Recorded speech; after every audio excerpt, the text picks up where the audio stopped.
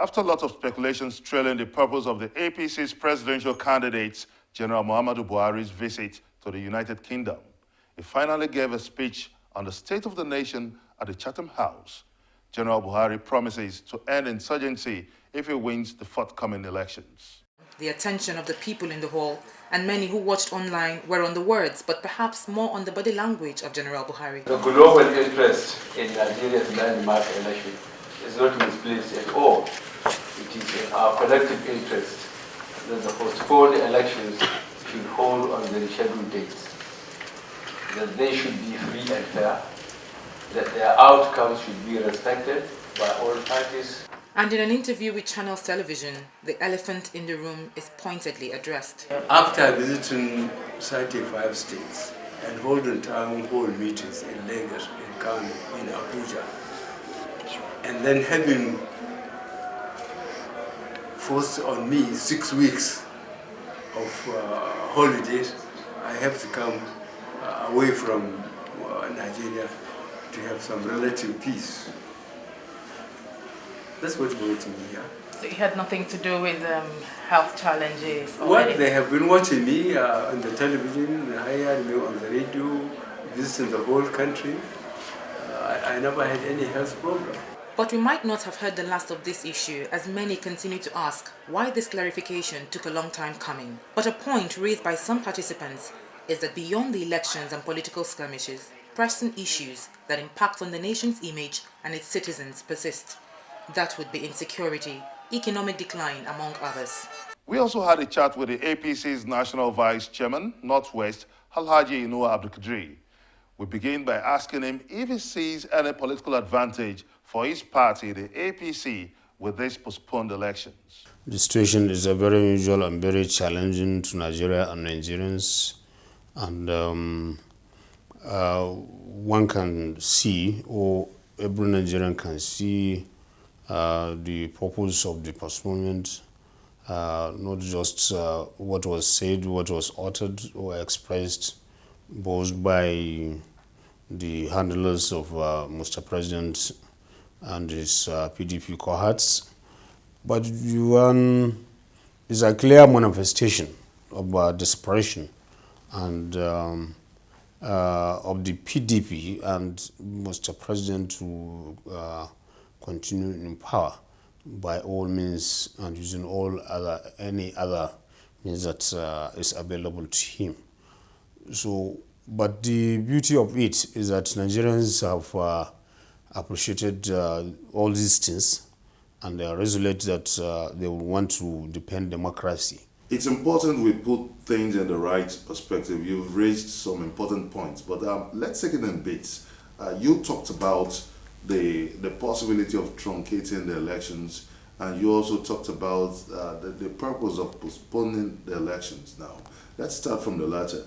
Now, postponing the election, is this likely to turn out a political advantage for the PDP?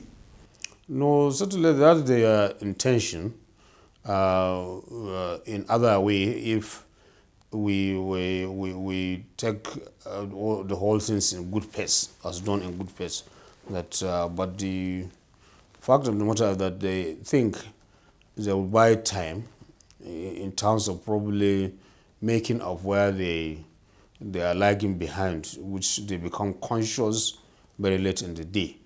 So these things, the way it happened, and the illogical manner the elections were postponed, one can see, because Nigerians have seen it and it's very clear, it's very black and white. So certainly they have lost a lot of sympathy in that direction, because one can see that they are becoming even paranoid in terms of making sure that they get to elections and by using every other means to win the elections. But one can vividly see and hear the opinions of Nigerians and elsewhere. And this has put the administration more in bad light than getting more mileage. We've seen the PDP mounting an intensive campaign since its postponement, and we've also seen President Goodluck Jonathan parleying the Southwest traditional rulers. Is this likely to slow down the momentum of the APC or take a toll on the APC's campaign fund? I very much doubt, and I am optimistic that APC will win the elections in any case, because we see what is happening is an exhibition of desperation. It's an exhibition of, or rather an admittance that, we are not doing fine before the postponement of the elections.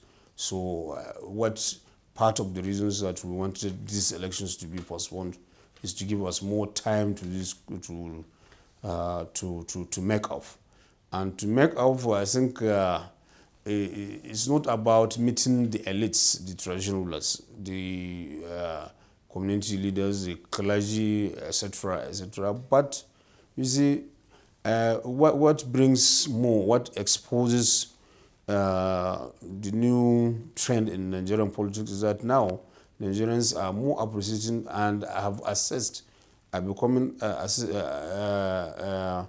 more making of their mind when they assess their performance and ability, capability, as well as the competence of the person seeking for the elections. We've seen the military mounting an intensive onslaught in Baga and in some states in the Northeast, and we've seen the National Assembly applauding the federal government for its massive onslaught against the insurgency in the Northeast. So how do you see this playing out come March 28th, the election date? I doubt it's not a PDP performance, and in fact, it is confirming and validating the views expressed and held by Nigerians and elsewhere that the unseriousness of government in terms of fighting the insurgency and doing this, because they could have done this much earlier than now. One can see maybe when the so-called negotiations and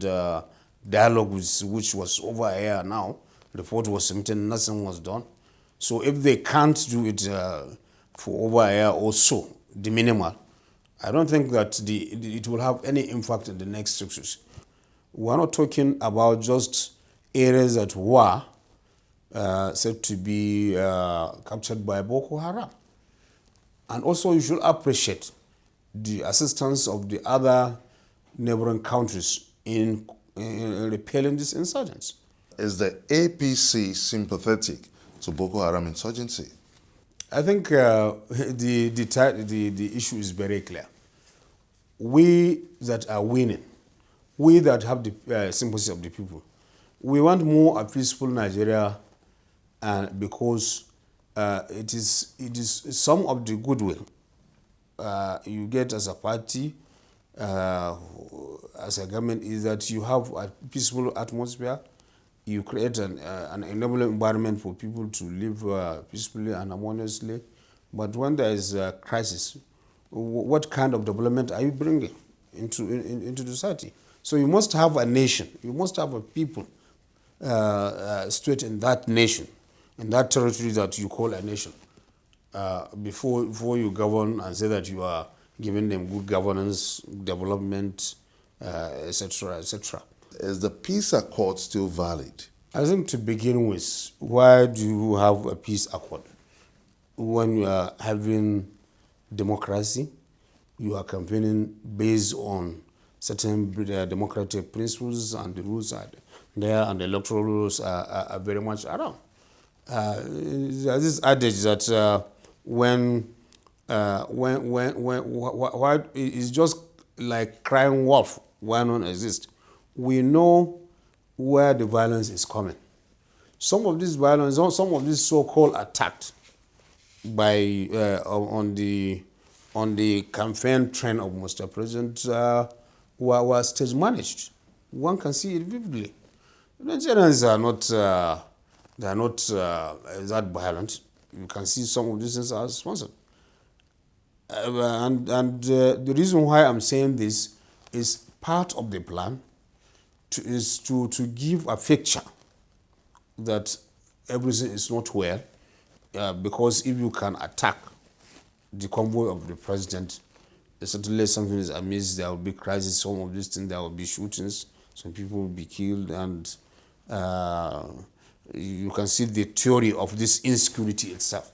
Would you support the deployment of military in the monitoring of the forthcoming elections? I don't think that we should encourage that. Even the court have said the laws do not envisage that military should be deployed for elections. What role are you playing in terms of mobilizing the youth in favor of your own party? I can say 60% of these young, 60% are unemployed, and you will think that there's growth in the economy.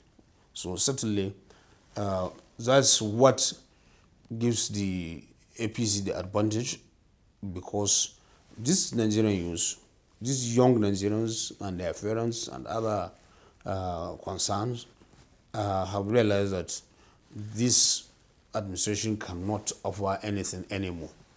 So, and that's why the bulk of these young people are supporting the APC across the board.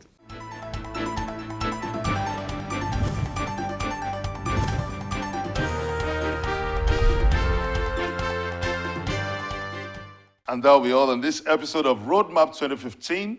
Join us next week for another exciting episode of the program on Channels Television. Don't forget to send us your comments on our different social media platforms shown on your screen. Many thanks for watching. I'm Benga Ashiru saying goodbye.